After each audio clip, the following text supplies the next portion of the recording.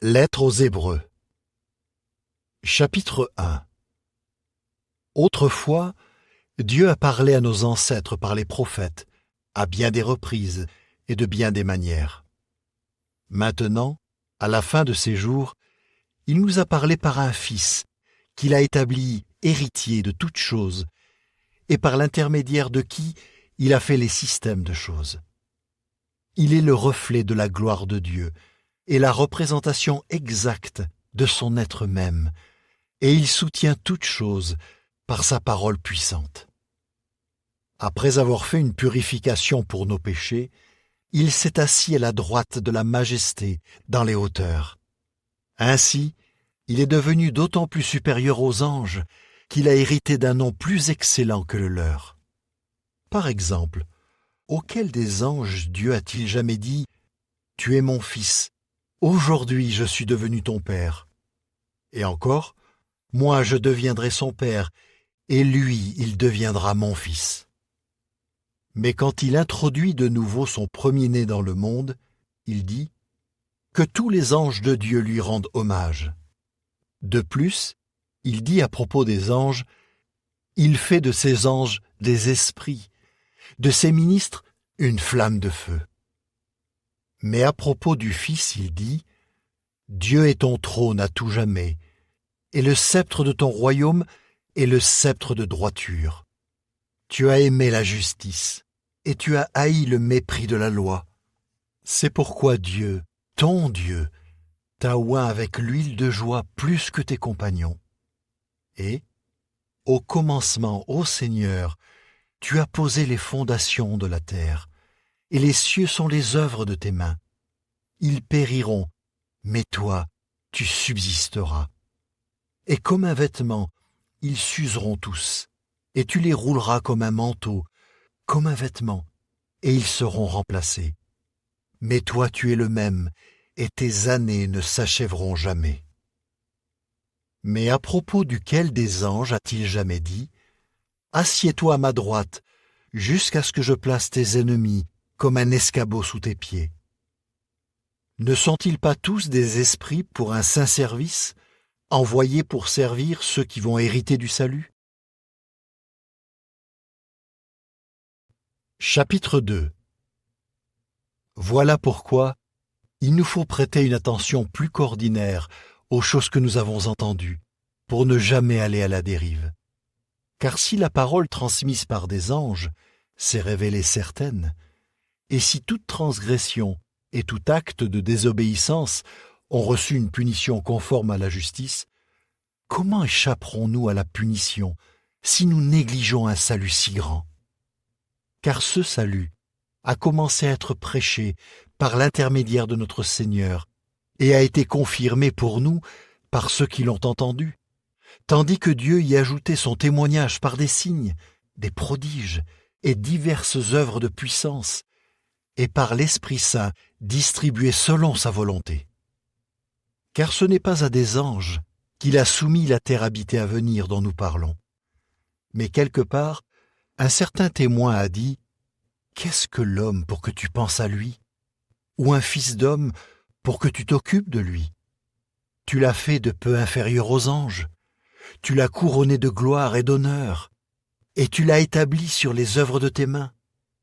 Tu as soumis toutes choses sous ses pieds. » En lui soumettant toutes choses, Dieu n'a rien laissé qui ne lui soit pas soumis. Or actuellement, nous ne voyons pas encore que toutes choses lui sont soumises. Mais nous voyons Jésus, qui a été rendu de peu inférieur aux anges, maintenant couronné de gloire et d'honneur pour avoir souffert la mort, afin que par la faveur imméritée de Dieu, il goûte la mort pour tous.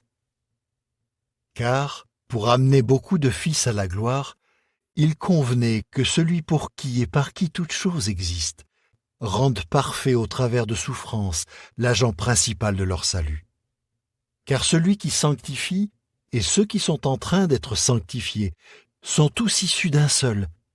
C'est pourquoi il n'a pas honte de les appeler frères, quand il dit « Je veux annoncer ton nom à mes frères. Au milieu de l'assemblée, je te louerai par des chants. » Et encore, je mettrai ma confiance en lui. Et encore, regardez, moi et les petits-enfants que Jéhovah m'a donnés. Ainsi, puisque les petits-enfants sont des êtres de chair et de sang, lui aussi de la même façon est devenu un être de chair et de sang, pour pouvoir, par sa mort, réduire à rien celui qui a le moyen de causer la mort, c'est-à-dire le diable, et pour pouvoir libérer tous ceux que la peur de la mort tenait en esclavage durant leur vie entière. Car ce n'est assurément pas à des anges qu'il vient en aide, mais il vient en aide à la descendance d'Abraham. Par conséquent, il a dû devenir semblable à ses frères sous tout rapport, pour pouvoir devenir un grand prêtre miséricordieux et fidèle au service de Dieu, afin d'offrir un sacrifice de réconciliation pour les péchés du peuple. Puisque lui-même a souffert quand il a été mis à l'épreuve, il peut venir au secours de ceux qui sont mis à l'épreuve. Chapitre 3. Par conséquent, frères saints, participants de l'appel céleste, fixez vos pensées sur celui que nous reconnaissons comme apôtre et grand prêtre, Jésus. Il a été fidèle à celui qu'il a établi, tout comme Moïse le fut dans toute la maison de Dieu. Car il est jugé digne de plus de gloire que Moïse, étant donné que celui qui construit une maison est plus honoré que la maison elle-même. En effet, toute maison est construite par quelqu'un, et celui qui a construit toute chose, c'est Dieu. Or, Moïse a été fidèle en tant que serviteur dans toute la maison de Dieu, en témoignage des choses qui seraient dites plus tard. Mais Christ a été fidèle en tant que fils à la tête de la maison de Dieu. C'est nous qui sommes la maison de Dieu, à condition que nous restions cramponnés jusqu'à la fin, au courage avec lequel nous parlons et à l'espérance dont nous sommes fiers. C'est pourquoi, comme le dit l'Esprit Saint, aujourd'hui, si vous écoutez sa voix, n'endurcissez pas vos cœurs comme lorsque fut provoquée l'exaspération, comme au jour de la mise à l'épreuve dans le désert, où vos ancêtres m'ont mis à l'épreuve, bien qu'ils aient vu mes œuvres pendant 40 ans. C'est pourquoi j'ai ressenti du dégoût pour cette génération, et j'ai dit, leur cœur s'égare sans cesse, et ils n'ont pas appris à connaître mes chemins. J'ai donc juré dans ma colère, ils n'entreront pas dans mon repos. Prenez garde, frères, de peur que l'un de vous ne s'éloigne du Dieu vivant, et qu'alors il ne se forme en lui un cœur méchant qui manque de foi. Mais continuez à vous encourager mutuellement chaque jour, aussi longtemps que dure cet aujourd'hui, pour qu'aucun de vous ne s'endurcisse par le pouvoir trompeur du péché. Car nous ne devenons réellement participants du Christ que si nous tenons fermement jusqu'à la fin la confiance que nous avions au commencement. Comme il est dit, « Aujourd'hui, si vous écoutez sa voix, n'endurcissez pas vos cœurs comme lorsque fut provoquée l'exaspération. » En effet, qui a entendu et pourtant a provoqué chez lui l'exaspération? N'est-ce pas tous ceux qui sont sortis d'Égypte sous la conduite de Moïse? De plus, pour qui Dieu a-t-il ressenti du dégoût pendant 40 ans?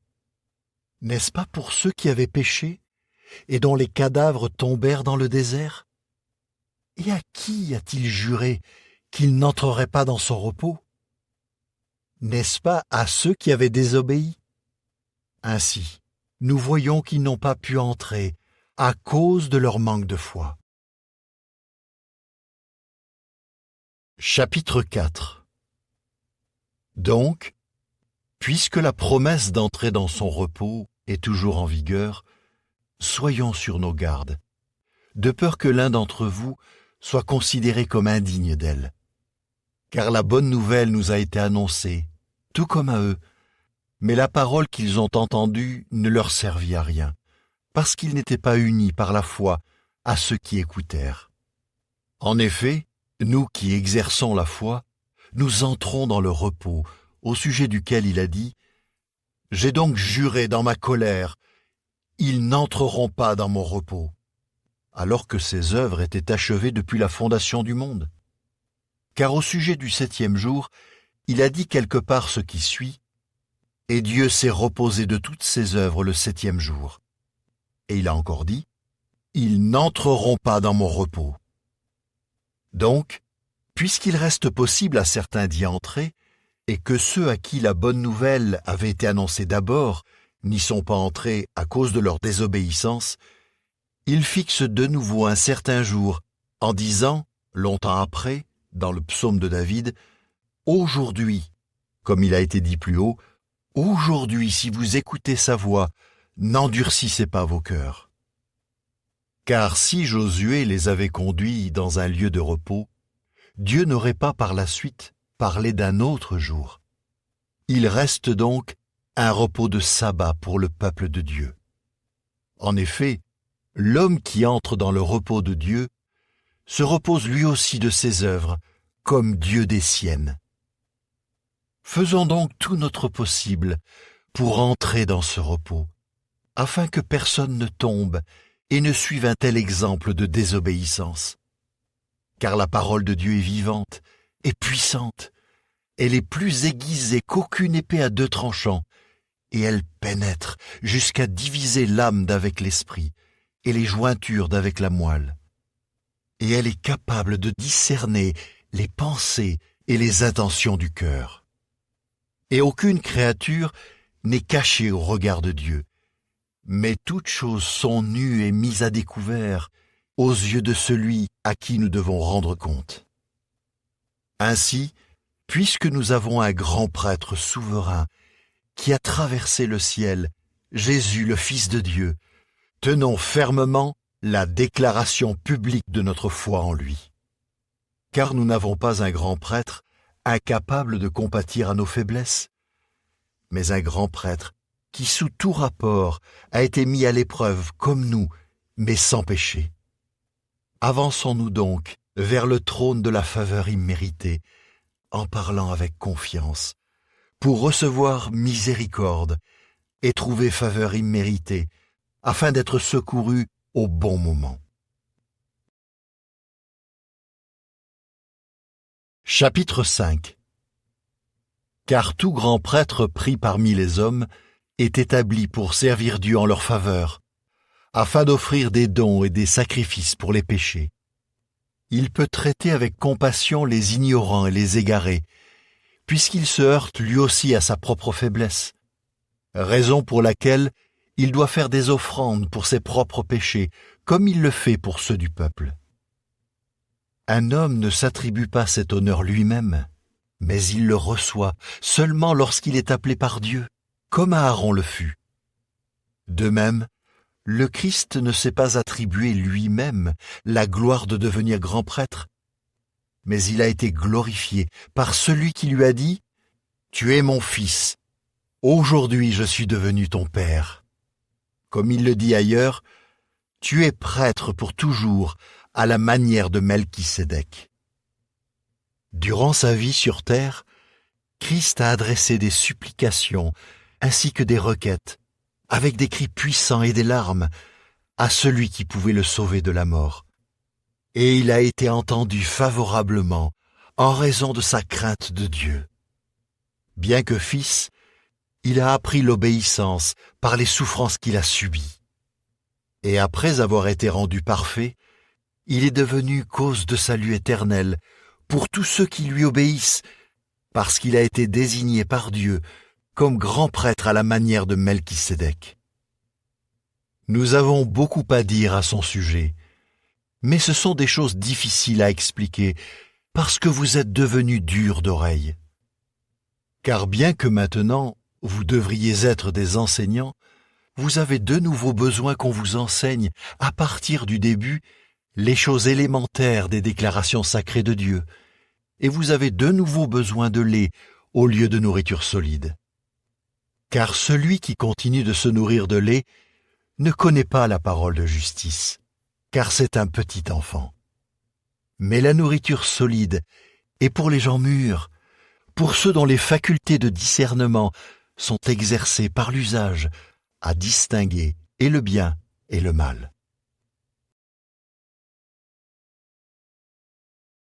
Chapitre 6. C'est pourquoi, maintenant que nous avons dépassé le stade de la doctrine fondamentale concernant le Christ, avançons résolument vers la maturité, sans poser de nouveau le fondement, c'est-à-dire repentir des œuvres mortes et foi en Dieu, enseignement sur les baptêmes et imposition des mains, résurrection des morts et jugement éternel. Et c'est ce que nous allons faire, si toutefois Dieu le permet. En effet, ceux qui ont été éclairés, qui ont goûté le don gratuit du ciel, qui sont devenus participants de l'Esprit Saint, et qui ont goûté la belle parole de Dieu et les puissances du monde à venir, mais qui sont tombés, il est impossible de les faire revivre encore une fois pour le repentir, parce qu'ils clouent eux-mêmes de nouveau le Fils de Dieu au poteau et l'exposent au déshonneur public. Car quand la terre absorbe la pluie qui tombe fréquemment sur elle, et qu'elle produit alors de la végétation utile à ceux pour qui elle est cultivée, elle reçoit de Dieu une bénédiction. Mais si elle produit des ronces et des chardons, elle est rejetée et sur le point d'être maudite, et elle finit par être brûlée. Mais même si nous parlons ainsi, nous sommes convaincus que vous, bien-aimés, vous êtes dans une meilleure situation, une situation menant au salut. Car Dieu n'est pas injuste pour oublier votre œuvre et l'amour que vous avez montré pour son nom, en servant les saints et en continuant à les servir. Mais nous désirons que chacun de vous montre le même zèle pour garder la pleine certitude de l'espérance jusqu'à la fin, afin que vous ne deveniez pas paresseux, mais que vous soyez des imitateurs de ceux qui, grâce à la foi et à la patience, héritent des promesses. Car lorsque Dieu a fait sa promesse à Abraham, comme il ne pouvait pas jurer par quelqu'un de plus grand, il a juré par lui-même, disant « À coup sûr je te bénirai, et à coup sûr je te rendrai nombreux. » Ainsi, après avoir patienté, Abraham a obtenu cette promesse. Car les hommes jurent par quelqu'un de plus grand qu'eux, et leur serment met fin à toute contestation, puisque c'est pour eux une garantie légale. Pareillement, lorsqu'il a décidé de montrer plus clairement aux héritiers de la promesse que son projet est immuable, Dieu a renforcé sa promesse par un serment, afin que par deux choses immuables dans lesquelles il est impossible que Dieu mente, nous qui nous sommes enfuis dans le refuge, nous ayons un puissant encouragement à saisir fermement l'espérance qui est placée devant nous. Nous avons cette espérance comme une ancre pour l'âme, à la fois sûre et ferme, et elle pénètre derrière le rideau, là où un précurseur est entré en notre faveur, Jésus, qui est devenu pour toujours grand prêtre à la manière de Melchisédek. Chapitre 7. En effet, ce Melchisédek, roi de Salem, prêtre du Dieu Très-Haut, est allé à la rencontre d'Abraham, qui revenait victorieux de son combat contre les rois, et il l'a béni. Et Abraham lui a donné le 10e de tout. Tout d'abord, son nom se traduit par « roi de justice ». Ensuite, il est roi de Salem, c'est-à-dire roi de paix. Étant sans père, sans mère, sans généalogie, n'ayant ni commencement de jour, ni fin de vie, mais ayant été rendu semblable au Fils de Dieu, il reste prêtre pour toujours. Voyez comme il était grand, cet homme à qui Abraham, le chef de famille, a donné un 10e des meilleurs butins. C'est vrai, selon la loi, ceux des fils de Lévi qui reçoivent leur fonction de prêtre ont ordre de percevoir des dîmes de la part du peuple, c'est-à-dire de leurs frères, même si ces derniers sont des descendants d'Abraham. Mais cet homme, dont la généalogie ne remontait pas jusqu'à eux, a prélevé des dîmes sur Abraham et a béni celui qui avait reçu les promesses. Or, il est incontestable que le plus petit est béni par le plus grand. Et dans le premier cas, ce sont des hommes mortels qui reçoivent des dîmes, mais dans le deuxième, c'est quelqu'un dont on atteste qu'il est vivant. De plus, on pourrait dire que même Lévi, qui reçoit des dîmes, a payé des dîmes par l'intermédiaire d'Abraham, car il était un descendant encore à naître d'Abraham, son ancêtre, quand Melchisédek est allé à la rencontre de ce dernier. Si donc la perfection était accessible par le moyen de la prêtrise lévitique, car c'était une institution de la loi donnée au peuple, quel besoin y aurait-il encore que paraisse un autre prêtre qui serait à la manière de Melchisédek plutôt qu'à la manière d'Aaron? Car puisque la prêtrise est en train d'être changée, il devient également nécessaire de changer la loi. En effet, l'homme au sujet de qui ces choses sont dites vient d'une autre tribu, dont aucun membre n'a officié à l'autel. Car il est clair que notre Seigneur descend de Juda. Pourtant, Moïse n'a rien dit à propos de prêtres venant de cette tribu. Et cela devient encore plus évident quand apparaît un autre prêtre qui est comme Melchisédek, qui est devenu tel, non en vertu d'une loi exigeant une filiation naturelle, mais par la puissance d'une vie indestructible. Car ce témoignage est donné à son sujet: tu es prêtre pour toujours, à la manière de Melchisédek. Ainsi donc, le précédent commandement est annulé parce qu'il est faible et inefficace. Car la loi n'a rien rendu parfait, mais l'introduction d'une espérance meilleure, si. Et grâce à cette espérance, nous nous approchons de Dieu. De plus, dans la mesure où cela n'a pas été fait sans serment, en effet, il y a des hommes qui sont devenus prêtres sans serment. Mais celui-là l'est devenu par un serment à son sujet, prêté par celui qui a dit « Jéhovah a juré, et il ne changera pas d'avis. Tu es prêtre pour toujours. » Jésus est devenu la garantie d'une alliance meilleure. De plus, beaucoup ont dû devenir prêtres les uns après les autres, parce que la mort les empêchait de rester en fonction. Mais puisque lui reste vivant pour toujours, sa prêtrise ne se transmet à personne. Donc, il peut aussi sauver totalement ceux qui s'avancent vers Dieu par son intermédiaire, parce qu'il est toujours vivant pour intercéder en leur faveur. C'est bien un tel grand prêtre qu'il nous fallait, fidèle, innocent, sans souillure, séparé des pécheurs et élevé au-dessus des cieux. À la différence des autres grands prêtres, il n'a pas besoin d'offrir des sacrifices chaque jour, d'abord pour ses propres péchés et ensuite pour ceux du peuple, parce qu'il l'a fait une fois pour toutes quand il s'est offert lui-même. Car la loi établit grand prêtre des hommes ayant des faiblesses, mais la parole du serment prêté après la loi établit un fils, rendu parfait pour toujours. Chapitre 8. Or, voici le point capital de ce que nous sommes en train de dire. Nous avons un tel grand prêtre, et il s'est assis à la droite du trône de la majesté dans le ciel, ministre du lieu saint et de l'attente véritable que Jéhovah, et non l'homme, a dressée. En effet, tout grand prêtre est établi pour offrir et des dons et des sacrifices. Il était donc nécessaire que celui-ci aussi ait quelque chose à offrir. S'il était sur terre, il ne serait pas prêtre, puisqu'il y a déjà des hommes qui offrent des dons selon la loi. Ces hommes offrent un service sacré dans une copie et une ombre des choses célestes, comme le montre cet ordre divin reçu par Moïse au moment où il allait construire la tente. Veille à faire toutes choses d'après le modèle qui t'a été montré dans la montagne. Mais maintenant, Jésus a obtenu un ministère plus excellent, parce qu'il est aussi le médiateur d'une alliance bien meilleure, qui a été établie légalement sur de meilleures promesses.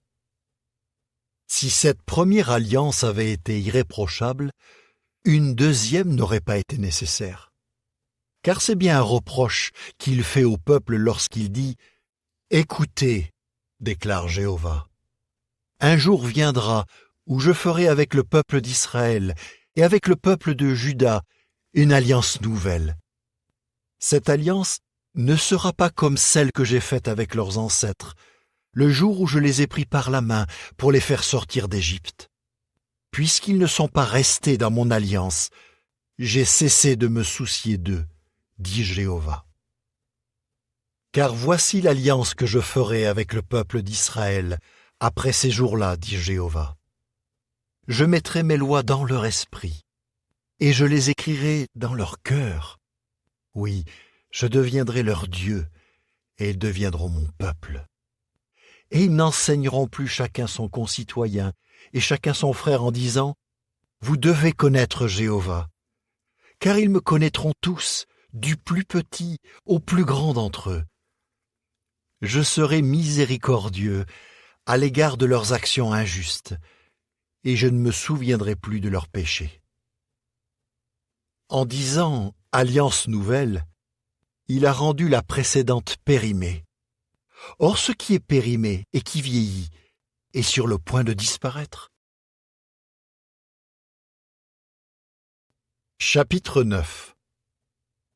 L'alliance précédente avait pour sa part des exigences légales pour le service sacré et son lieu saint terrestre. En effet, on avait construit le premier compartiment de la tente, dans lequel se trouvait le porte-lampe et la table avec les pains de présentation. On l'appelle le lieu saint. Mais derrière le deuxième rideau se trouvait le compartiment de la tente appelé le très saint.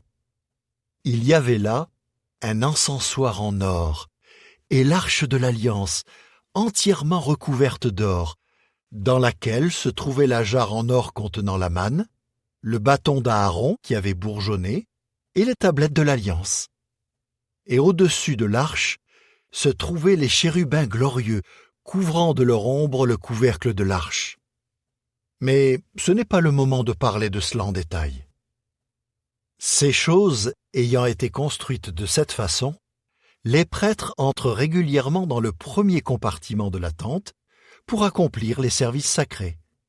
Mais le grand prêtre entre seul dans le deuxième compartiment, une fois par an, non sans apporter du sang, qu'il offre pour lui-même et pour les péchés involontaires du peuple. L'Esprit Saint montre par là que le chemin du lieu saint n'avait pas encore été révélé tant que la première tente était debout. Cette tente est un symbole pour le temps présent, et conformément à ce symbole, on offre et des dons et des sacrifices. Cependant, ceux-ci ne peuvent pas rendre parfaitement pure la conscience de l'homme qui accomplit un service sacré. Ils concernent seulement des aliments, des boissons et divers lavages rituels.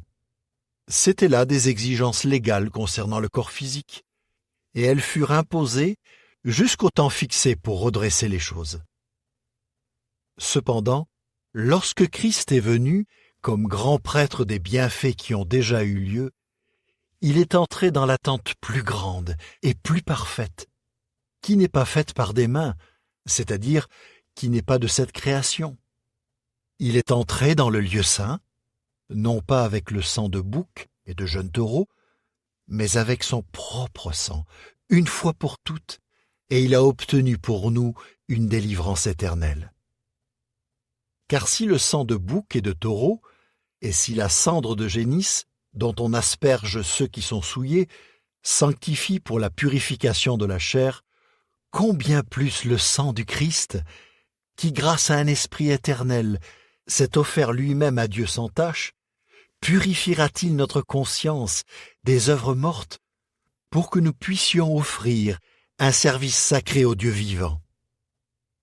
C'est pourquoi il est médiateur d'une alliance nouvelle, afin que parce qu'une mort a eu lieu pour les libérer par rançon de leurs transgressions commises sous l'alliance précédente, ceux qui sont appelés puissent recevoir la promesse de l'héritage éternel.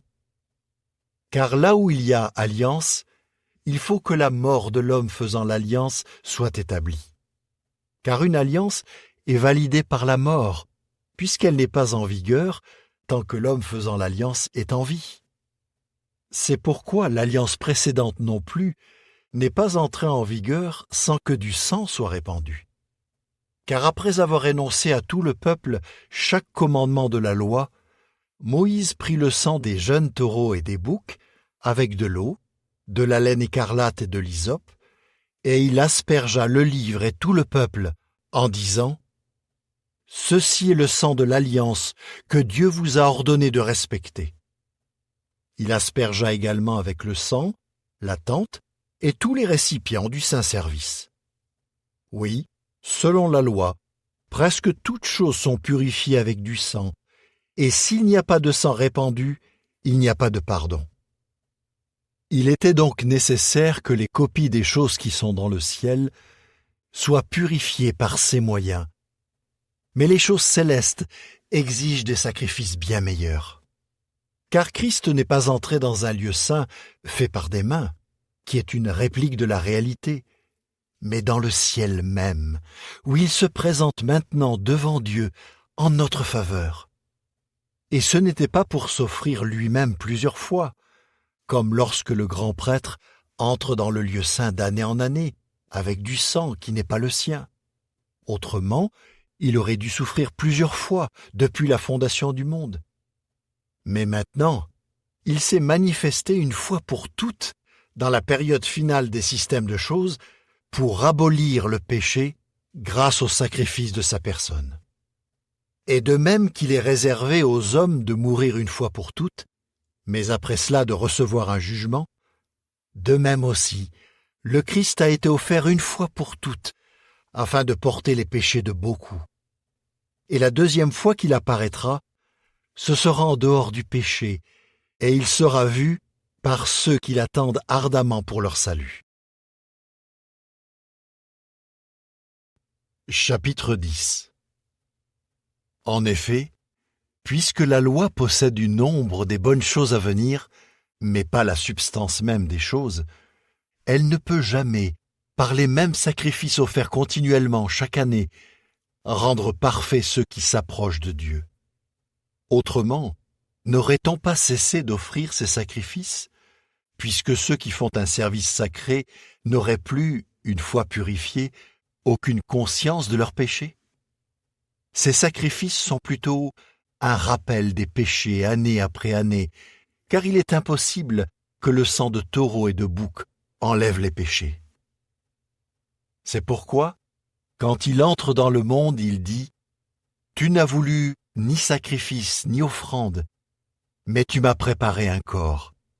Tu n'as accepté ni holocauste ni sacrifice pour le péché. » Alors j'ai dit « Vois, je viens. » Dans le rouleau il est écrit à mon sujet « Pour faire ta volonté, ô Dieu. » Après avoir dit tout d'abord « Tu n'as ni voulu ni accepté sacrifice, offrande, holocauste et sacrifice pour le péché, sacrifices qui sont offerts selon la loi, il dit ensuite « Vois, je viens pour faire ta volonté. » Il supprime le premier afin d'établir le second. Par cette volonté, nous sommes sanctifiés grâce à l'offrande du corps de Jésus-Christ, faite une fois pour toutes. De plus, tout prêtre sera à son poste chaque jour pour offrir un saint service et faire souvent les mêmes sacrifices qui ne peuvent jamais enlever les péchés complètement. Mais cet homme a offert un seul sacrifice pour les péchés, pour toujours, et s'est assis à la droite de Dieu, et il attend désormais jusqu'à ce que ses ennemis soient placés comme un escabeau sous ses pieds. Car c'est par une seule offrande sacrificielle qu'il a rendu parfait pour toujours ceux qui sont en train d'être sanctifiés. D'ailleurs, l'Esprit Saint aussi nous l'atteste, car il dit d'abord « Voici l'alliance que je ferai avec eux après ces jours-là, dit Jéhovah. Je mettrai mes lois dans leur cœur, et je les écrirai dans leur esprit. » Puis il dit « Et je ne me souviendrai plus de leurs péchés et de leurs actions illégales. » Or, là où il y a pardon de tout cela, il n'y a plus d'offrande pour le péché. Ainsi, frères, puisque nous avons par le sang de Jésus de l'assurance pour utiliser la voie d'accès au lieu saint, voie qu'il a ouverte pour nous comme un chemin nouveau et vivant à travers le rideau, c'est-à-dire sa chair, et puisque nous avons un grand prêtre établi sur la maison de Dieu, approchons-nous de Dieu avec un cœur sincère et une foi totale, le cœur purifié par aspersion d'une conscience méchante et le corps lavé avec une eau pure. Tenons fermement la déclaration publique de notre espérance sans vaciller, car celui qui a promis est fidèle. Et soucions-nous les uns des autres pour nous inciter à l'amour et aux belles œuvres. N'abandonnons pas nos réunions, comme c'est l'habitude de quelques-uns, mais encourageons-nous mutuellement, et cela d'autant plus que vous voyez le jour approcher. Car si nous pratiquons le péché volontairement, après avoir reçu la connaissance exacte de la vérité, il ne reste plus pour les péchés aucun sacrifice. Mais il y a une certaine attente terrible du jugement et une indignation ardente qui va consumer les adversaires de Dieu. Celui qui rejette la loi de Moïse est mis à mort sans compassion sur le témoignage de 2 ou 3 personnes. À votre avis, quelle punition plus sévère encore méritera celui qui piétine le Fils de Dieu et qui considère comme ordinaire le sang de l'alliance par lequel il a été sanctifié et qui insulte avec mépris l'esprit de la faveur imméritée? Car nous connaissons celui qui a dit « La vengeance est à moi, c'est moi qui paierai de retour. » Et encore « Jéhovah jugera son peuple. » C'est terrible de tomber entre les mains du Dieu vivant.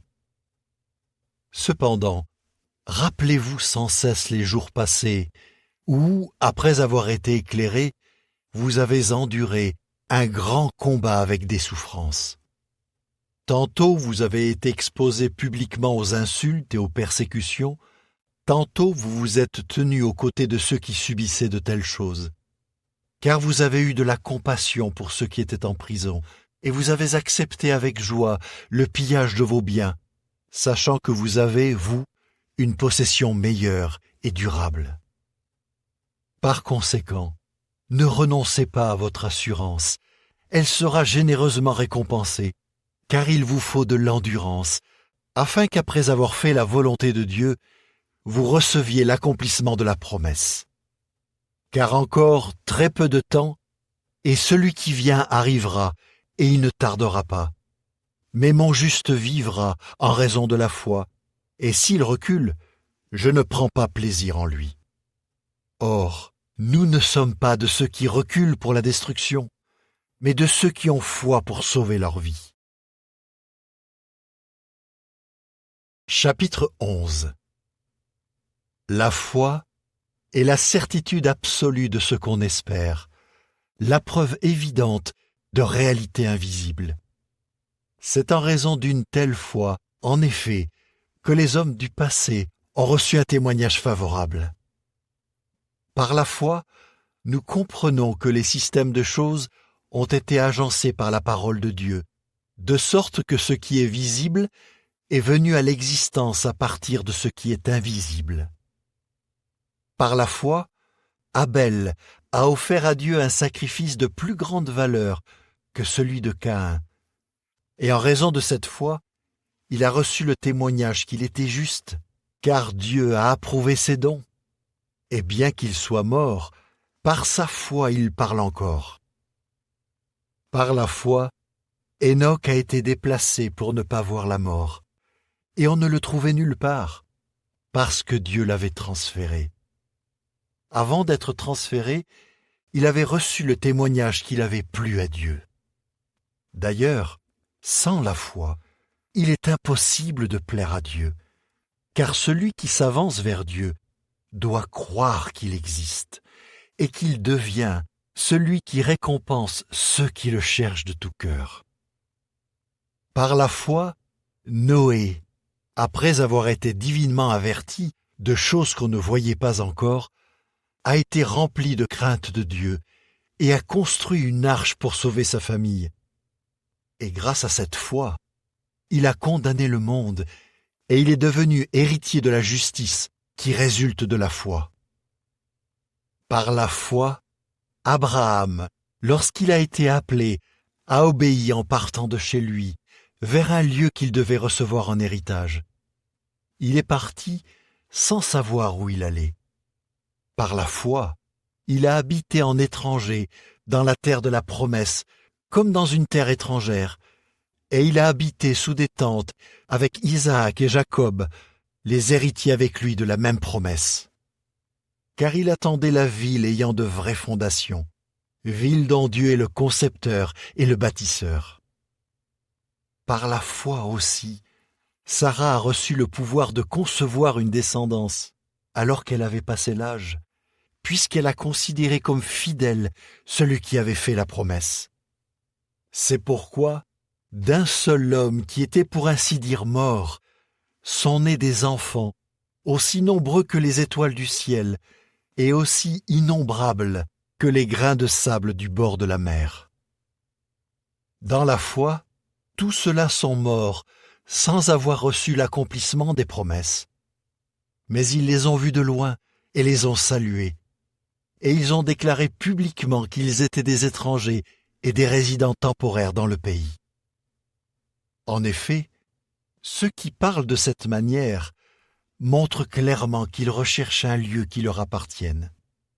Pourtant, s'ils s'étaient constamment souvenus du lieu d'où ils étaient partis, ils auraient trouvé l'occasion d'y retourner. Mais maintenant, ils aspirent à un lieu meilleur, c'est-à-dire un lieu appartenant au ciel. C'est pourquoi Dieu n'a pas honte d'être appelé leur Dieu, car il leur a préparé une ville. Par la foi, Abraham, lorsqu'il a été mis à l'épreuve, a pour ainsi dire offert Isaac en sacrifice. Oui, l'homme qui avait reçu les promesses avec joie a tenté d'offrir son fils unique, alors qu'il lui avait été dit « Ce qui sera appelé ta descendance viendra par Isaac ». Mais il a estimé que Dieu pouvait même le ressusciter, et c'est de la mort qu'il l'a reçu, en guise d'exemple. Par la foi également, Isaac a béni Jacob et Ésaü à propos de choses à venir. Par la foi, Jacob, sur le point de mourir, a béni chacun des fils de Joseph et a adoré Dieu, appuyé sur le haut de son bâton. Par la foi, Joseph, à la fin de sa vie, a parlé de l'exode des fils d'Israël et a donné des instructions au sujet de ses ossements. Par la foi, les parents de Moïse l'ont caché pendant 3 mois après sa naissance, parce qu'ils avaient vu que le petit enfant était beau et qu'ils n'ont pas craint l'ordre du roi. Par la foi, Moïse, devenu grand, a refusé d'être appelé fils de la fille de Pharaon et a choisi d'être maltraité avec le peuple de Dieu, plutôt que de jouir temporairement des plaisirs du péché, parce qu'il a considéré le déshonneur du Christ comme une richesse plus grande que les trésors de l'Égypte, car il avait les yeux fixés sur la récompense. Par la foi, il a quitté l'Égypte, sans craindre la fureur du roi, car il est resté ferme, comme s'il voyait celui qui est invisible. Par la foi, il a célébré la Pâque et a fait l'application du sang pour que le destructeur ne fasse pas de mal à leur premier-né. Par la foi, ils ont traversé la mer Rouge comme on marche sur une terre sèche. Mais quand les Égyptiens ont essayé d'en faire autant, ils ont été engloutis. Par la foi du peuple, les murailles de Jéricho sont tombées, après que le peuple eut marché autour d'elles pendant 7 jours. Par la foi, Rahab, la prostituée, n'a pas péri avec ceux qui avaient désobéi, parce qu'elle avait accueilli pacifiquement les espions. Et que dirais-je encore? Le temps me manquera si je poursuis en racontant ce qu'ont fait Gédéon, Barak, Samson, Jephthé, David, ainsi que Samuel et les autres prophètes.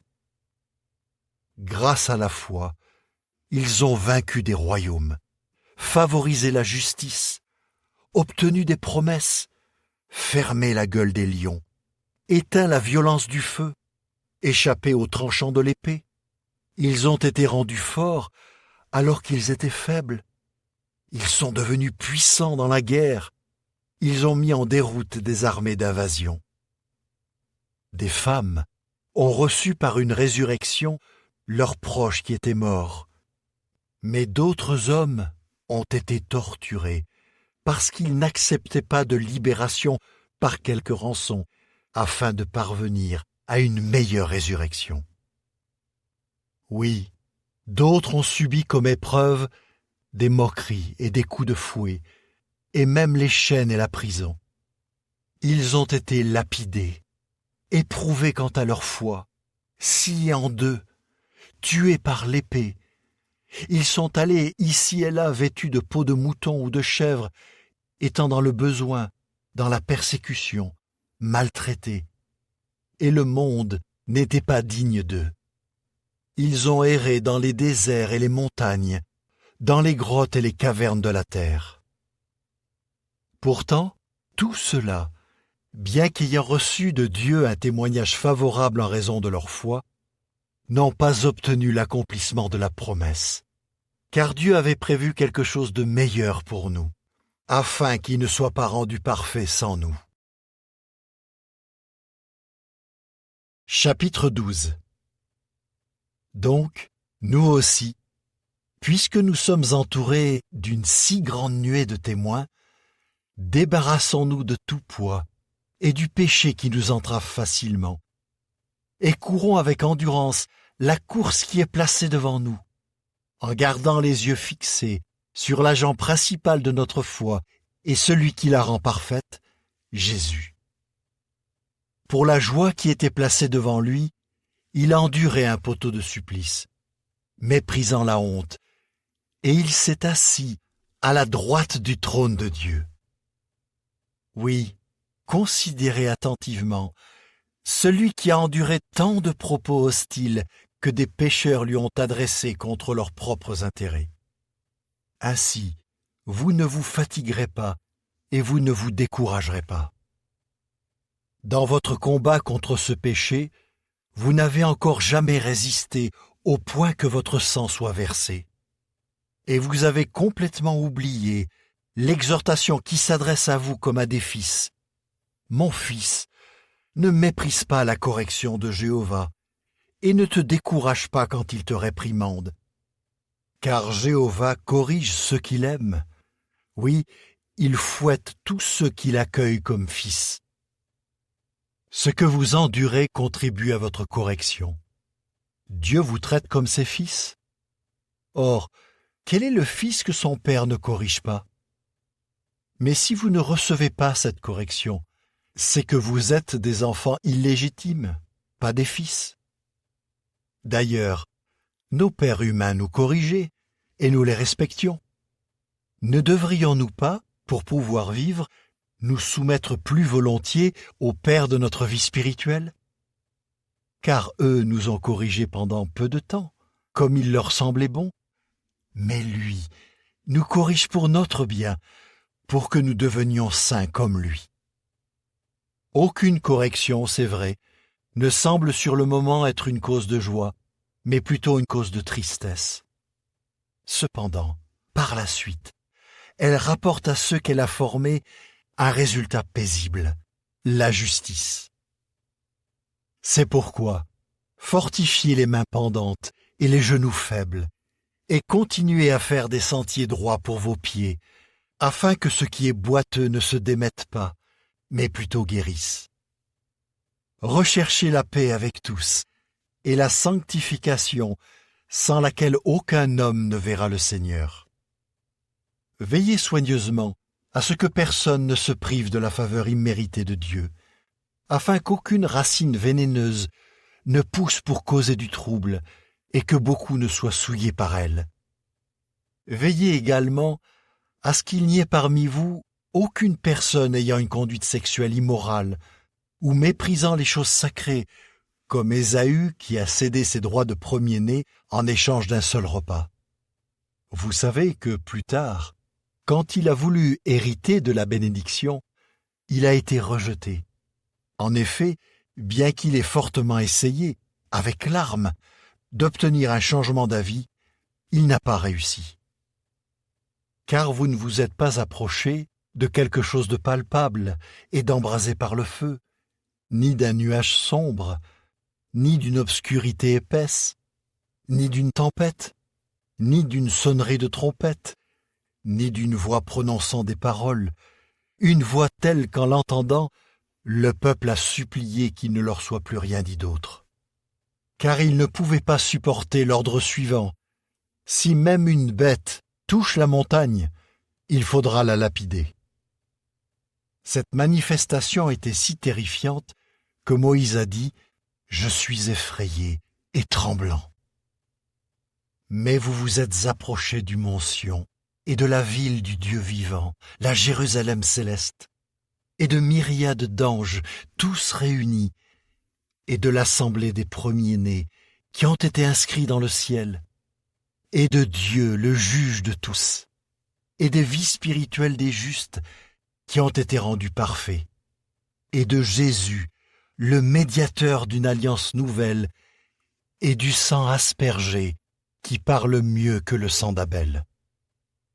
Ne refusez surtout pas d'écouter celui qui parle, car s'ils n'ont pas échappé, ceux qui ont refusé d'écouter celui qui donnait l'avertissement divin sur terre, combien moins échapperons-nous si nous nous détournons de celui qui parle depuis le ciel? À cette époque, sa voix a ébranlé la terre, mais maintenant il a promis, une fois de plus, je vais ébranler non seulement la terre, mais aussi le ciel.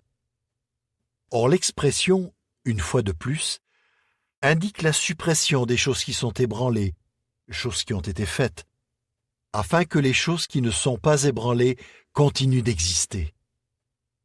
Donc, puisque nous devons recevoir un royaume qui ne peut pas être ébranlé, continuons de bénéficier de la faveur imméritée, faveur par laquelle nous pouvons offrir à Dieu un service sacré qu'il puisse accepter avec crainte et vénération.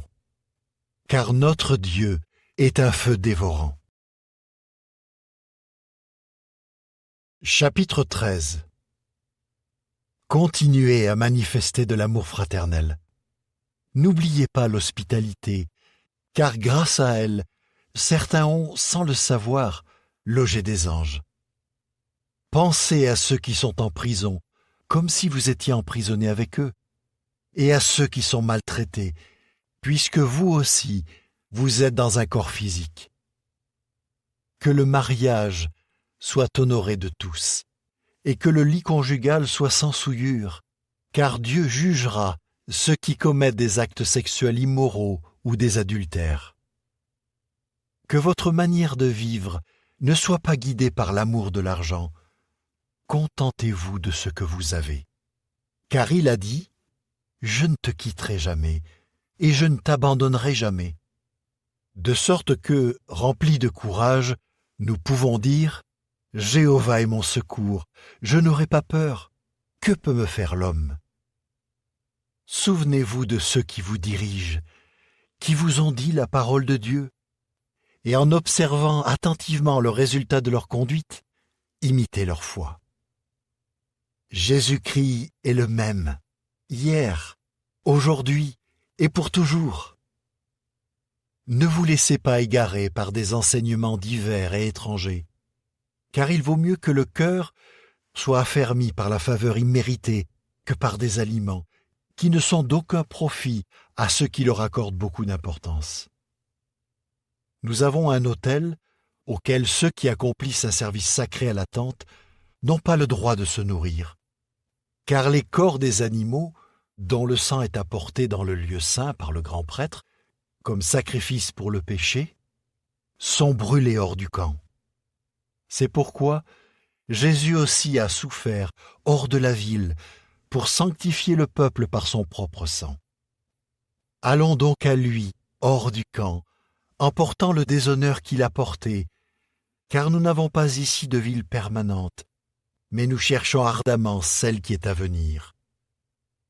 Par son intermédiaire, offrons sans cesse à Dieu un sacrifice de louange, c'est-à-dire le fruit de nos lèvres qui font une déclaration publique pour son nom. De plus, n'oubliez pas de faire le bien et de partager, car Dieu prend plaisir à de tels sacrifices.